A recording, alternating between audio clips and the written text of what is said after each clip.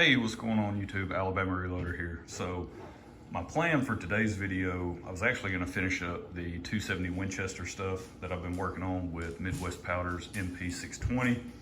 I went out, was able to finish up shooting the last bullet that I was going to test with that powder for the ones that I had loaded up already. And just kind of go over the results, very similar to what we've already seen with the other bullets. So you can just go watch those other videos and you kind of get the gist of it. The velocities are really good. In terms of accuracy with the nozzler partition, it's good enough to get the job done, right? But I was checking out some of the channels that I subscribe to, and Maine Outdoor Enthusiast, love that channel, by the way. If you guys aren't subscribed, you need to go check them out. They just put out a video, I believe yesterday. Today's Friday, August 23rd. They put out a video August 22nd about what gear, what camouflage or what clothing, what gear they use as deer hunters, deer trackers, predominantly deer trackers in the Northeast. Okay, they're up in Maine and they track deer. That's how they hunt typically. And so they were going over kind of all their gear that they use and just giving a good idea of, hey, here's the piece of gear, here's the brand, here's the piece of clothing, here's the brand, just to give you a good idea. And I just thought it would be neat to kind of do the same thing sort of as a video response to them. They're all the way up in Maine, I'm down in Alabama.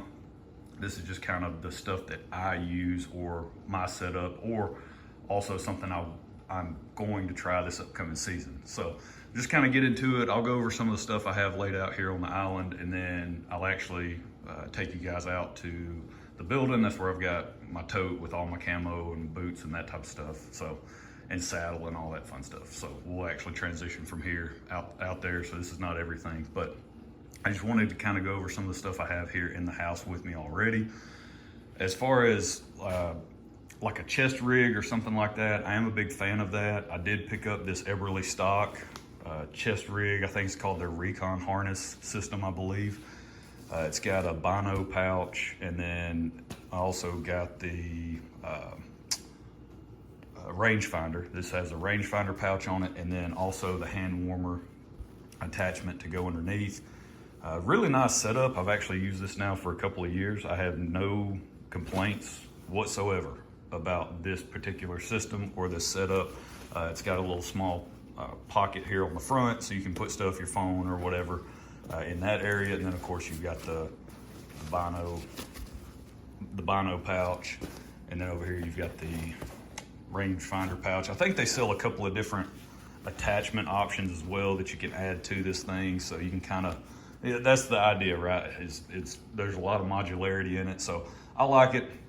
I'm thinking about switching it up and going a different route this season. Again, don't really have anything bad to say about it. I just want to try something different. And that something different is switching to Hill People gear. This is their full-size kit bag for a chest rig. And there's just a lot more storage space in here. Not necessarily that I need that, but I do like the fact that it does have a lot more storage compared to this. So big fan of that. This is their, like I said, their full size kit bag, and then you've got a zipper compartment on the back side as well. So a lot of stuff you can do with this. Again, a lot of modularity with the Hill People gear stuff. I did pick up their, I guess, Recon harness or whatever this is called, system where I can attach something to the back of it, and I'm thinking about doing that as well.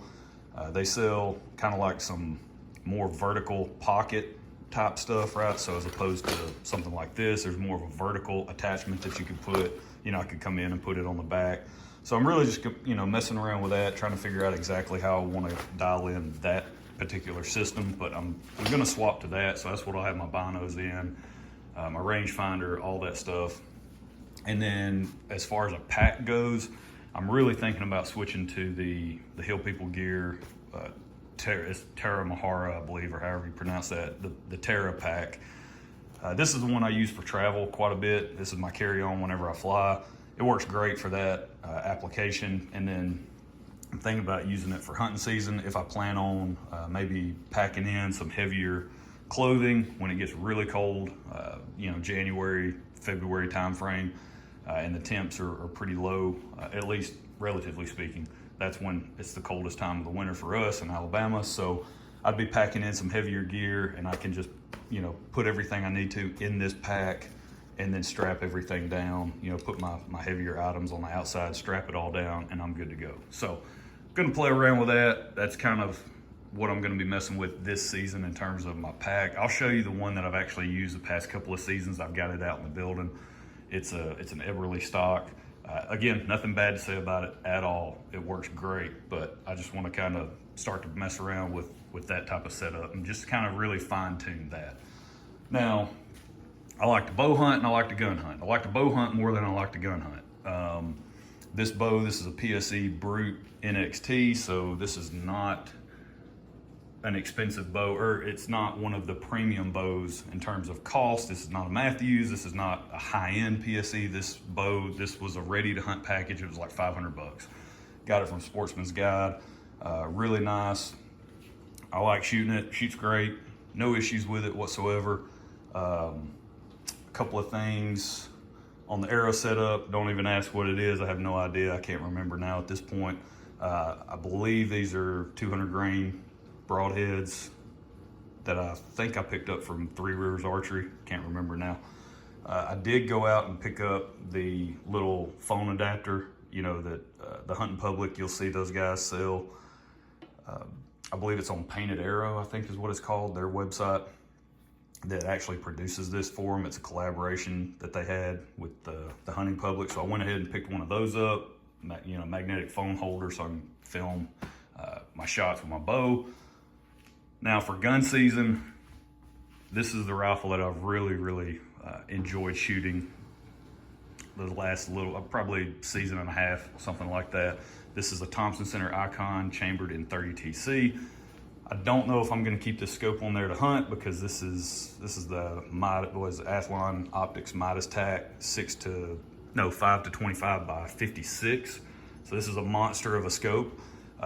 Way more scope than I need for the shooting that I do when I'm hunting. So probably going to switch that back out to the Leupold VX3 Freedom 3 to 9 by 50 with the fire dot reticle. So probably going to swap that back out, but really like this setup, really like that cartridge. And I'm using the 168 grain McGuire Ballistics Copper Rose hollow point bullet. That's the one that I found that has just shot lights out in this particular setup with IMR 4895. So really good combination there. Some of the other stuff that I carry, I wouldn't really call it miscellaneous stuff, because it's pretty necessary, or at least for me it is. Of course, rangefinder, like I was saying, I've had this rangefinder a long time. It's probably time to actually upgrade. This is just a really cheap Halo XRT. Works pretty good. Again, for the distances that I hunt and shoot, so no issues there with that. And then I've got a couple of different sets of binoculars. It just depends on what I'm doing. If I'm bow hunting, I'm probably gonna be bringing these Steiner Safari. These are really small, compact, lightweight. When I'm bow hunting, I'm not, you know, it's not like I'm gonna be looking at stuff far off anyway, because I'm trying to get everything in bow range. So, but 8 power, right, 8 by 22 on these Safari Ultra Sharp. They're really nice. I like them a lot. And then during gun season, I'll carry these. These are the Steiner Predator 8 by 42. Really nice binoculars. I got lucky. I caught these on sale on Amazon. These were like 200 bucks, which was insane. So really good deal on these. Glad I picked them up, because they are phenomenal. The glass in them, it's insane. I know they're only 8 power, but man, these are phenomenal binoculars. Also like to have some milkweed. Pick this up from the hunting public just to check wind while I'm, you know, out hunting, whatever. Grunt Call, this is the extinguisher Grunt Call. I've had this for several years now. Works pretty good. I like it, so always carry that with me. And then the knife that I've been carrying since last season, this is actually a custom knife that a guy at my church made for me. So that was pretty awesome. He made this knife for me. and gutted, I don't know, however many deer it was last year that I killed with this knife, and it works really, really well. So no issues there. I always carry a couple of knives, actually. So this is my primary that I'll gut with. And then I also carry, it's a replaceable blade knife. It's from Weeby Knives. Really, really great product that they make. And it's a replaceable blade, so I'll carry that plus some extra blades. It's always good to have a couple of knives on you. And then, because we are in Alabama and you will get eaten alive by mosquitoes, you better have a thermocell. I think it's out in the building. I don't have it in here right now, but I always take my thermocell with me, especially bow season, early gun season.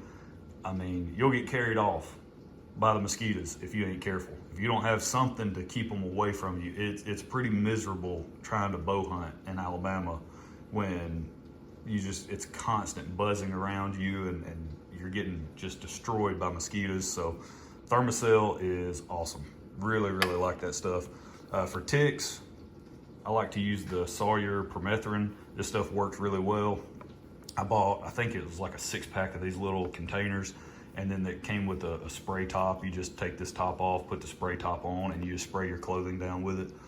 It's worked really good, so it's good stuff there. As far as trying to film my hunts, that's something I attempt to do, especially if I'm gun hunting and I've got a decent setup where I'm pretty stable and I can actually get this little scope adapter mounted on the scope properly, get my phone aligned and all that fun stuff. If I can make that happen, I generally try to. I like to try to record the hunt. If not, I'm not worried about it, right? I'm not worried about getting a video of a hunt over the actual hunt itself. So I'm more focused on making sure I don't mess anything up hunting-wise by trying to focus on, well, let me make sure I capture this so I can upload it. I couldn't care less. I'd rather kill the animal than show you guys after the fact than me try to fumble around and get the thing videoed and taped and then I don't kill the animal, right? So, yeah. So that's still a work in progress. I'm not super concerned about that, but that is something I try to do. That's a little scope adapter attachment I picked up off Amazon. I think it was like 30 bucks.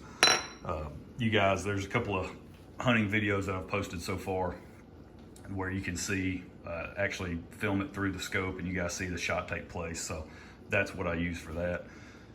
So yeah, that's all the initial kind of gear that I take with me that I have here in the house. So let's head out to the building and check out camo, boots, saddle setup, that type of stuff. So you guys sit tight.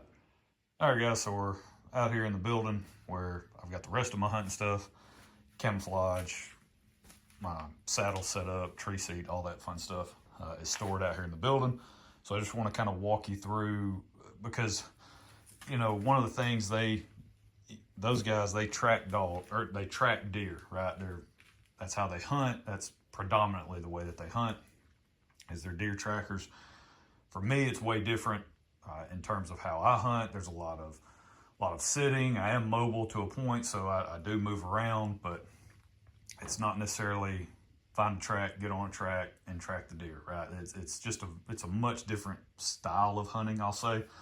So I hunt out of a saddle quite a bit. I hunt with a tree seat a lot. So, you know, that type of setup. So that's kind of, you know, what I want to go over now and just sort of show you, like, as far as my saddle setup goes. I'll go over the sort of the two different things I use predominantly when I hunt in terms of a setup. So this is the saddle setup that I have here. I've got a couple of sticks from, I think it's Lone Wolf Custom Gear, I believe is what it's called, maybe. I got 2 sticks from those guys. They're pretty lightweight. I know there's a lot of other sticks on the market, and you can go the 1 stick route, and you can, you know, get super light and all this other stuff, and you can stack, you know, they got sticks where you can stack them together and all this, whatever. You know, there's a lot of options, okay, when you get into sort of the mobile hunting, put that in quotes, mobile hunting mindset. But I've got a couple of sticks here, and they work really well. I've actually purchased a couple of 1-step aiders that sort of loop onto the bottom step, and then you're able to kind of add an additional step to each stick. So, you know, I can add a little bit of height to my setup just by carrying these with me. These are super lightweight, pretty durable. They work really well. So Cannot remember where I picked these up. I'm sure it was on Etsy or something. There's a lot of that type of stuff out there on Etsy for mobile hunters. Same situation with these, with my little rope set up here on how I attach them to the tree. Cannot remember where I got that stuff from, but it's worked pretty good. And then the saddle itself is a cruiser saddle. I picked this up used off of a friend of my brother's. He used it, I think, for a couple of seasons, and then he was switching over to something different. It was in really, really good shape, and it came with basically everything I needed to get started. So went ahead and picked that up from him. It's worked really well. I've had no issues using this particular saddle. Really like it a lot. And then I went with I believe this is the Tethered Platform. I don't think it's the XL. I think it's just the original, or just the standard Tethered platform, if I remember right. But yeah, so use that. That's really my saddle setup that I'll carry in, and I don't wear the saddle into where I'm gonna hunt. I know that's another thing you see a lot of people recommend, where they'll just put theirs on at the vehicle and walk in with the saddle on. For me, I'm carrying a pack or some form of a pack in anyway, so I just kind of pack everything in and then I put it all on when I get to the tree. Part of my thing is I try my best to be, I try my best to wear the fewest amount of items as I'm going to a spot. Typically I'm walking a halfway decent ways to get to where I want to go, and you start to pile stuff on and start to add layers and different things like that. You just, for me, I sweat to death, and then as soon as I sit down, I'm just pouring sweat, and even when it's cold, sweat to death, and get to the tree or get to where I want to go, and I'll set up, and then I'm sitting there, and then you just get freezing cold, right? So I try to just basically have as few layers as possible as I'm walking to a spot. So I just carry everything, get to where I'm going, and get set up. Now that's if I'm hunting with my saddle situation or saddle setup. If I'm not hunting with a saddle, I'm hunting with this thing. This is a tree seat by Millennium, and it is a really, really handy piece of equipment. So if you guys, maybe you don't hunt now, but you'd like to get into hunting and you don't really want to go a saddle route because maybe it just seems a little complicated and there's just so much to it, that's understandable. Maybe you don't want to get a climbing stand. This is, in my opinion, is a game changer. It allows you just to hunt off the ground. Super lightweight. I think it's an aluminum frame, I believe. Maybe. Even if it's steel, it's super lightweight. And you're able to carry this thing around pretty much what you do. You got your little bungee here holding it in place, but you basically, so imagine you have a tree right here. You set this against the tree, you strap it in place, and then you drop your seat down. Oh, I got it strapped in. But you basically just drop this down and you're sitting against the tree. Yeah, really handy, really portable, easy to carry, easy to go around with, super lightweight. So those are two really good options. I used to have a climbing stand, and I'll probably end up getting another climbing stand. I had a Summit, I think a Summit Viper maybe, and it worked really good. But for long walks in, I typically like to saddle hunt. It is a little bit lighter weight than trying to carry a stand in. I can throw everything in my pack and I'm good to go. It depends on, and now if I'm gun hunting, I typically like to hunt from the ground when I'm gun hunting. So I'll normally carry my tree seat. But those are really my two primary forms of how I'm going to hunt in the woods. And then as far as stuff that I'm gonna take, here's that Eberly stock pack I was talking about. I believe this is the Renegade. And it's really nice. I mean, I have nothing bad to say about it at all.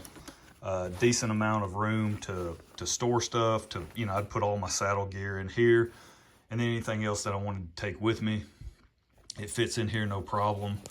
And then you can cinch everything down. You've got some modularity to it. You can add stuff to it, different things like that. Pockets on the sides. You've got the top pocket here. When you close everything and buckle it all down, you've got a pocket up top. That's normally where I put like my headlamps and different things like that. Which, speaking of that, I typically carry a couple different headlamps. These are just cheap headlamps. I think you can get this one from Lowe's, Coast. I normally carry a couple of them just just in case. I mean, you never know. You know, you start walking in. I've had this happen to me before where I started walking into a new spot. It was super early in the morning, you know, like 4 in the morning. I was wanting on public land. I was trying to get it set up early, and my headlamp died on me halfway to the spot, right? And so I ended up having to use my phone flashlight to try to get to where I wanted to go. So that's why it's always good to also have one of these guys. This is just sort of a little battery pack you can plug different cables into to charge things like your phone or different things like that. So it's always a good idea just to at least have one of these on hand, throw it in your pack, and you're good to go. So that's kind of what I like to have with me as well. Now, if I'm bow hunting, I like to have my bow hanger, attach that to a tree, and then just hang my bow. And that way it's just kind of easier to access the bow and grab it whenever I need to make a shot. So that comes in handy during bow season. Something else that comes in handy from time to time is like a little handsaw. Just depends where you're at, what you're trying to do. If you need to clear out a shooting lane or need to just kind of clear a few limbs out of your way, this makes a world of difference. So that stuff's always good to have in your pack. And now, as far as orange goes, because you got to wear orange during gun season, so I got an orange vest, and then I've got just a regular ball cap. So the hunting public, I picked this up from them. I think they were selling like the hat and the vest combo. I just went ahead and picked that up. Now, as far as getting into camo and what I wear, it depends on the weather, right? Because I've got kind of 3 different setups that I'll typically use. 2 of them are Nomad, the brand. These are some of their really light, like ultra light pants. So there's very little material.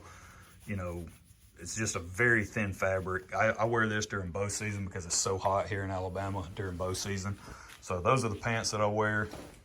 And then the shirt, it's just a Nomad, kind of like a Under Armour material. You can think of it that way. Just long sleeve shirt, wear that, super breathable. You know, that's my bow hunting setup. And that's typically what I'll try to wear, even into gun season when it's still warm. You know, I'll wear that in, and then I might pack in a jacket or something like that. So, because again, the name of the game is trying to mitigate how much you're going to sweat. Now, once it gets a little bit colder, that's when I break out these. These are the Nomad. I can't remember the name of them, but they're a little bit thicker. I believe they're fleece lined. So these are much nicer once gun season rolls around and we're kind of getting deeper into gun season. Because gun season here in Alabama, it starts like mid-November and goes through February 10th in the vast majority of the state. So, you know, you're hunting, there's a wide swing of temperature ranges that you're going to be gun hunting in. So that's kind of the pants, and then I got the jacket. I think it's Harvester. That's the model of the camo, whatever. The Nomad Harvester, I believe. The pants and the jacket, that's what I've got. So that's kind of when it starts transitioning into much colder temps. And then when it does do that, you know, I've got kind of some Nomad Harvester gloves to go with it, and toboggan, right? So use that when I'm sitting. I don't really use that when I'm walking in because I'll just, again, sweat to death. So just wear the orange and you're fine. Now, one of the things is, so that's kind of the bulk of gun season. I would say that's what I wear. There's also, I've got a base layer. I've got it in a garbage bag somewhere, but it's the Under Armour number 4 base layer. And it's the thickest base layer, I believe, that they make. And that stuff works incredibly well. The problem is, because it works so good, it's one of those situations where I only wear it whenever I know I'm not going to be walking far, right? If I know the spot that I'm going to, I can get to, you know, it's maybe a couple hundred yards away with where I'm going to try to walk to, I'll wear that stuff. Because outside of that, if I got to do a lot of walking, I'm not wearing a base layer because it's just, I get too hot. So that's the only time I really wear a base layer. Once it starts to get like into January and February, when it's much colder temps and I'm going to be sitting, you know, and gun hunting, predominantly gun hunting, that's when I'll start to pack in heavier stuff. These are a set of gloves I got as a gift and these things work really, really well. I actually have no idea what the brand is, to be honest with you, whatever that is. But they come with an external battery pack that you put right in here, and then you plug that into the battery pack, and these are heated gloves. And they work really well. There's a few different heat settings that you can run with these. And if you're just sitting and there's some really cold temps, these work amazingly well. So really nice there. And then that's for the hands, for the feet. And of course I use hot hands as well. That's kind of just a given when it gets really cold. But one of the things that I like, because I don't really like insulated boots, I like to use, actually, these are the boots that I have used for, I think, the past 7 or 8 seasons. These are Danner prong, I believe they're the pronghorn boots. And I got these on sale. I paid $65 for these at Cabela's way back when. And these things have been absolutely amazing. So this has been my go-to boot. This is basically the only boot I wear. I'm looking at getting some kind of like some packable waders, because there's been times where I've come up on water and I've just dealt with wet, cold feet because I didn't have a way to cross without getting my feet wet. And so I just was like, you know what, forget it. I want to go hunt, and that's the spot I want to go to, so I've just gotten wet. But so those are the boots that I wear exclusively. They do have like 400 grams of thinsulate, which I would rather than be uninsulated completely. Again, it goes back to just I'm trying to mitigate the amount of sweat produced as I'm trying to get anywhere. Now, when it's really cold, what I do is I pack in these boot blankets. And if you have never used these, I would highly recommend you go out and pick you up a pair, because these are a game changer, especially if you're going to sit. You know, if you're actively moving, like those guys up in Maine, they're, you know, tracking deer, they're actively moving.